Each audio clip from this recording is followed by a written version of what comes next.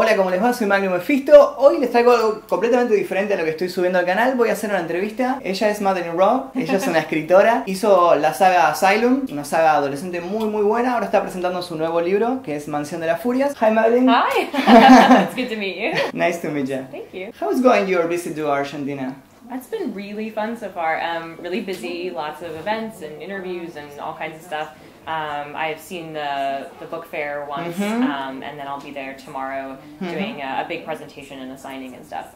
But yeah, we've had tapas and empanadas today, and it was really good. So I'm going dancing tonight. So. I was reading Asylum. It really caught me with the description of the mental hospital. Is it inspired by some real place you have visited?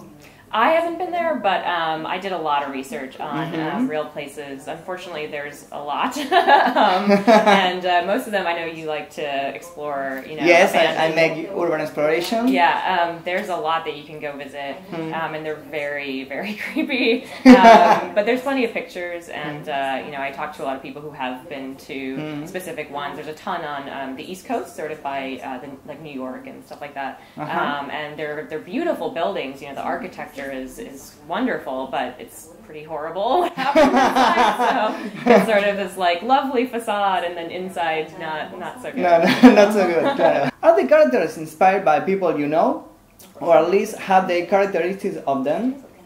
Ooh, sometimes I sort of steal bits and pieces from people I meet, but nobody's sort of 100% reenacted from someone I know. I usually need them to do pretty specific stuff, so you know, the three main characters all have very different personalities, and so that adds to sort of their dynamic and the tension. So yeah, I'll usually steal more like the way someone talks, you know what I mean? I try to think of someone I know, and that means the dialogue will stay sort of consistent throughout. But yeah, no, I don't know. I mean, I steal from my own life and my own past and some of my friends, and I think the best writers are really good listeners and observers, and so you sort of are always taking notes silently on everything going on. Will you create some character based on you? Many writers use that resource. For example, in the books of Stephen King, there's always a character who is an old alcoholic writer. Will you use a character, a young writer who is a Star Wars fan and cosplayer at the same time? I don't know about that specifically. My first book, Alison Hewitt is Trapped, the main character shared a lot of my life at the time. She was working in a bookstore and was kind of a young person just out of college. So some of that was very similar. I actually used a lot of my coworkers who were part of it, and the book came out while I still worked there, so they were very nice about it, even though I was kind of mean about some of them. But they were excited. They were like, "Oh, I'm in a book? That's great. I don't care if you said bad things about me." So it was my first book, so it was sort of comfortable to do that. But now I like to try and branch out and make my main characters much different than I am. I read that looking for inspiration for Asylum, you watch many videos and terrifying photographs. Are the same photos that appears in the book? Do you watch any movie besides the video to inspire you? Some of them were photographs that appear in the book, definitely. But there's a wealth of video and image online. There's actually this movie Cropsy. I don't know if you guys have it here. It's like a documentary, but it's also kind of fiction. It's sort of trying to explain this one horror trope that we have in the United States of sort of the escaped mental patient who, you know, goes on a rampage and things like that. But it's a great movie and very scary, and also deals with a real asylum that existed on the East Coast. So that actually came out after the first book was out, but I watched it during writing some of the other ones, and I was like, oh my gosh, this is so perfect. But the footage that they use in that movie I'd seen before. There's a big expose in the 70s on this one really awful hospital, and the video from that was very upsetting and disturbing. A lot of abuse, a lot of people neglected and abandoned, and it's just scary to think it was so recent, you know, that's not that long ago.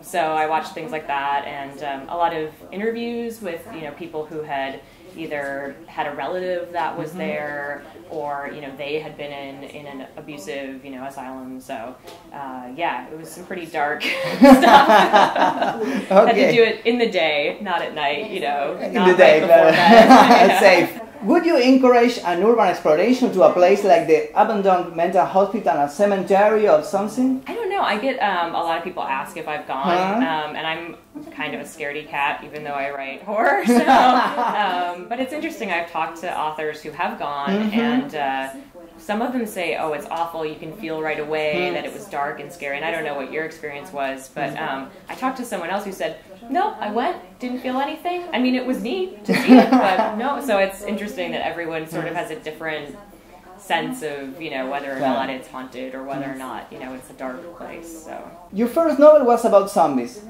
What kind of zombies are your favorites? Slow zombies like Night of the Living Dead, or fast zombies like 28 Days Later? Ooh, do you mean if I had to actually deal with them or writing about them? I don't know, your favorite. Okay. Well, the ones in my book, they depended. So if they had just had, you know, a meal, they were slower because they were sort of like how, you know, a snake will eat and then go to bed. But if they were really hungry and they hadn't had anything in a long time, then they were more desperate and fast and reckless. But I think to watch, I prefer 28 Days Later. Fast zombies. Yeah. They are more dangerous. They're very, very dangerous. Yeah. Okay. Yeah. The only reason that it seems like something you could survive is that they're slow. I want to know, what do you think about the books that write them for the mere fact of selling? If you were selling a t-shirt or a poster. For example, last year many YouTubers in here sold books that were not even written by them. And I want to know what a true writer thinks about it. Ooh, well, you like that question. I mean, my books are commercial fiction. They are. I think if any author said they write a book and they don't care if it sells, I think they're lying. You know? Especially because you write it to have people experience it, and the way they do that is either go to a library or go to the store and buy it or get it on their device. So, I mean, you want it to sell, and I think it's just a balance. You know, you want to be true to your own ethics and you want to be true to your writing style, but you know, part of why I got into writing horror for teenagers is that there just wasn't that much. You know what I mean? So it was sort of a hole in the genre. So I thought, you know, well, that probably would sell really well. I liked reading scary stuff as a kid. But yeah, I mean, I don't think it's wrong to want to be a commercial writer or anything like that. I've never tried to sell a book I don't like. You know, you'll pick up a book and it says, Stephen King says this is the greatest book of all time, you know, on the cover. So I get asked to do that a lot, and I only do it if I really legitimately love the book. You know, if I think, oh, I really want people to see this, it's really good. I would never, you know, say it just to say it, you know, just have my name on something. Fue leve. Estuvo bien. What can you tell me about your new book? It's a older era, so it's set in 1810 in England, and it's sort of like, if you like something like Jane Eyre or Pride and Prejudice, something like that, but then add monsters and scarier stuff. So, you know, it's sort of a romantic period, but then adding in a lot of kind of spooky things, and it has its own mythology of sort of different religions, and yeah, so it's about a young woman who is escaping from a terrible boarding school, and she is on the run, and she's like stealing to survive and things like that, and then she gets caught stealing and gets in a lot of trouble.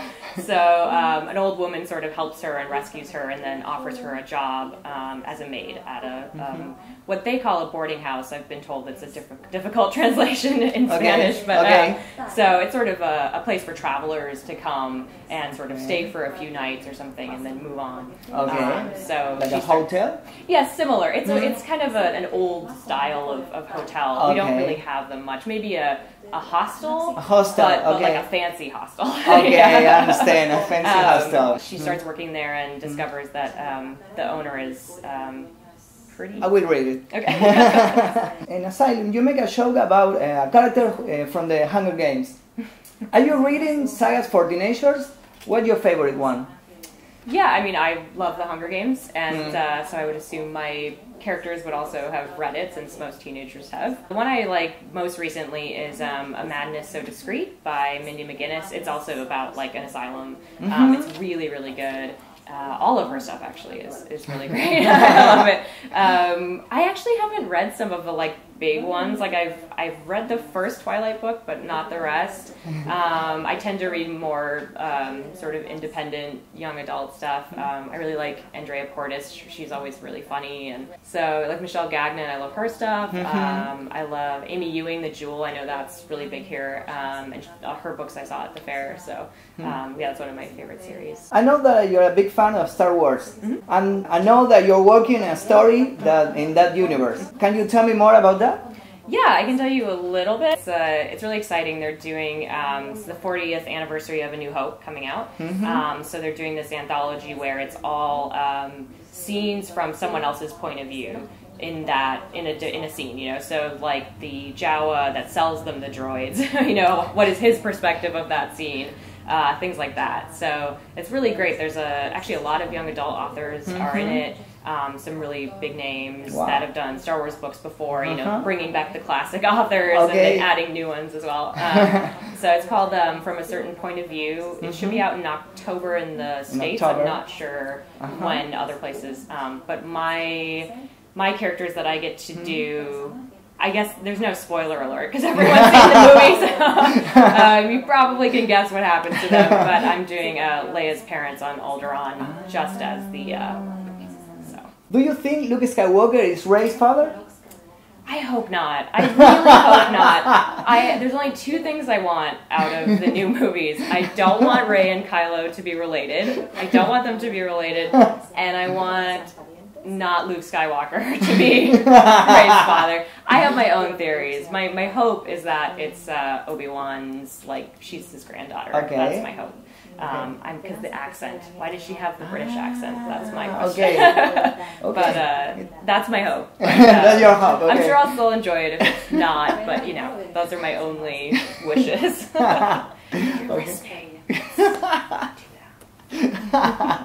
Okay, that's it. Thanks a lot, Madeleine. Yeah, thank you. This is really fun. Ella es Madeleine Roux. Les voy a dejar las redes de ellas abajo para que puedan seguirlas. Les voy a regalar un par de libros después. Suscríbanse, comenten, okay, los que quieran los libros. Y nada, sigan a las redes y nosotros nos veremos en la próxima entrevista. Okay, that's it. Thanks a lot. Thank you. Good questions. Interesting Thank questions. You.